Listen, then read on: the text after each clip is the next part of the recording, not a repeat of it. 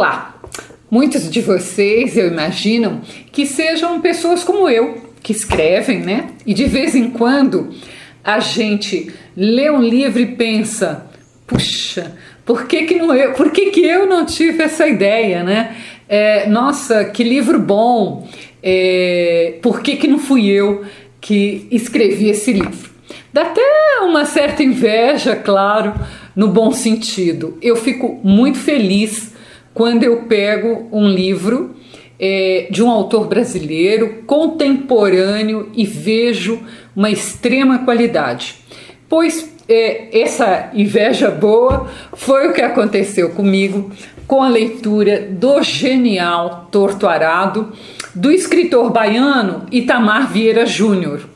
O Itamar, este livro me chamou muito a atenção ao ganhar 3 dos mais importantes prêmios de literatura: o Prêmio Jabuti, o Prêmio Sesc de Literatura e também o Prêmio Leia, né? A Leia é uma das maiores editoras portuguesas. Então, é surpreendente um livro ganhar ao mesmo tempo 3 grandes prêmios como esse, né?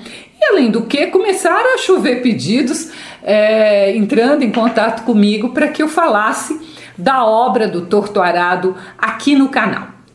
Bem, o primeiro capítulo de Torto Arado é uma aula de boa literatura. Você que escreve tem que prestar bastante atenção, e você que só curte ler também, né? Porque você fica no primeiro capítulo completamente impactado com o fato que ocorre com as 2 irmãs, a Bibiana e a Belonísia. Elas são meninas, né, que moram com a família no sertão baiano, são muito pobres e, fuçando, coisa de criança, fuçando lá numa mala da avó, elas descobrem uma faca. E como é uma faca bonita, que não é comum, porque elas não estão acostumadas a ver aquele tipo de faca, elas colocam na boca, né? Criança coloca na boca para sentir o aço, para ver se tem algum gosto, tal.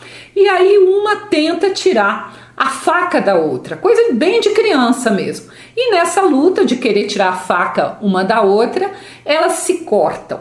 Só que uma se corta de uma maneira mais leve e a outra se corta de uma maneira muito grave, ela perde a língua e isso vai impedir que ela volte a falar. Agora, o que é muito bom na construção do romance é que durante toda a primeira parte do livro, nós, leitores, não sabemos qual das 2 meninas ficou muda. Elas são inseparáveis, então, olha que interessante, uma será a voz da outra. É ou não é uma ideia genial? Mas esse fato, né, que vai permear a história toda, é o ponto de partida para o Itamar, o escritor, aprofundar o contexto, as condições em que a família da Bibiana e da Belonísia viviam.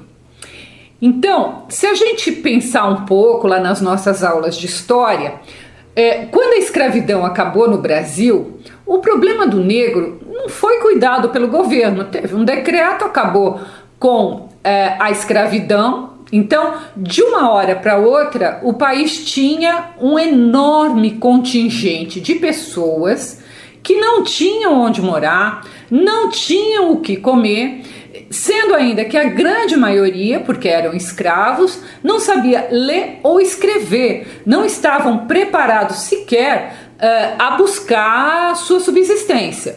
Vamos lembrar que o Brasil teve mais de 3 séculos de escravidão e estima-se que tenham sido trazidos aqui ao longo desses séculos mais de 4 milhões de africanos para serem escravizados, né?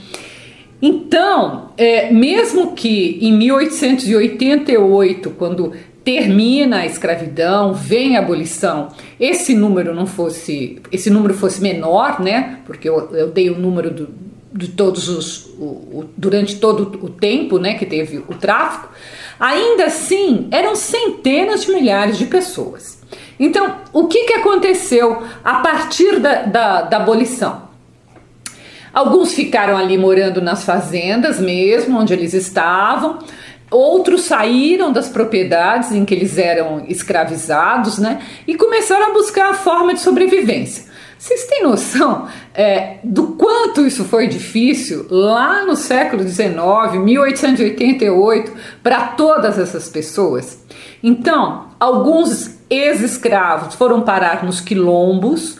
Os quilombos eram aquelas comunidades que ainda durante a escravidão, os escravos que conseguiram fugir iam montando essas comunidades. Então, depois de libertos, alguns foram para os quilombos, mas a grande parte se empregou ou na mesma fazenda ou em outras fazendas para ganhar uma miséria, ou apenas pela comida ou para ter onde morar. Ou seja, era só outra forma de escravidão. Eles continuavam dependendo do homem branco para tudo.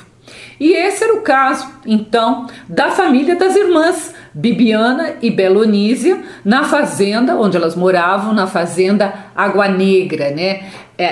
A família morava e trabalhava na roça, né?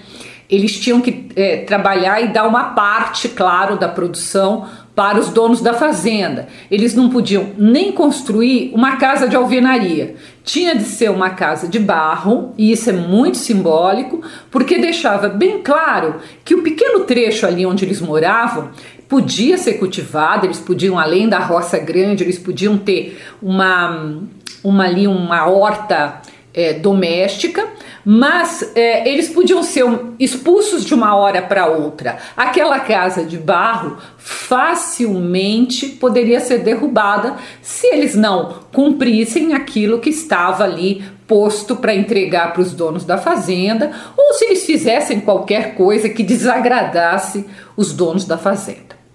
À medida que a Bibiana e a Belonísia foram crescendo, elas foram tomando caminhos distintos, o que é natural, mas sempre com a questão da mudez sendo levantada, já que se elas tomaram caminhos distintos, se elas se separaram, uma delas ficou sem voz e teve que encontrar uma maneira de ter sua própria voz. Então, isso é muito bonito no livro, isso tem um valor muito grande, né?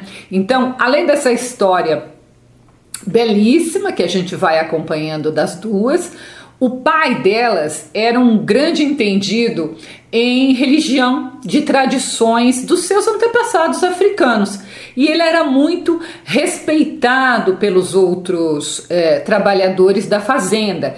Ele tinha ali poderes de cura, né? Então todo tempo os outros trabalhadores vão pedir conselho, vão levar gente para ser curada, né? Então essa história também permite que a gente conheça um pouco mais sobre os cultos e sobre essas tradições de origem africana. Enquanto isso vai acontecendo, a gente vai se surpreendendo com uma narrativa na medida certa, mostrando uma realidade duríssima, mas que não cai na armadilha de vitimizar os personagens. Pelo contrário, a gente se surpreende o tempo todo com a força desses personagens. Apesar de todas as adversidades, né, de tudo que eles enfrentam, como são personagens de garra, personagem forte, principalmente os femininos, né? Então, é uma boa, é o que eu disse antes, é uma excelente aula de literatura para quem escreve e para quem curte ler. Uma curiosidade, né? O Itamar Vieira Júnior começou a escrever o romance quando ele tinha apenas 16 anos, e aí quando ali o original já tinha 80 páginas, ele foi perdido em uma mudança. E somente muitos anos depois é que o Itamar retomou essa ideia. É uma pena eu não poder contar a história toda para não dar spoiler, mas depois de ler Torto Arado, é muito fácil a gente entender por que é um romance tão premiado. A resenha escrita está no meu site www.miriambevilacqua.com.br e, se possível, se inscreva aqui no canal para a gente continuar descobrindo grandes autores brasileiros contemporâneos como o próprio Itamar. Até o próximo vídeo.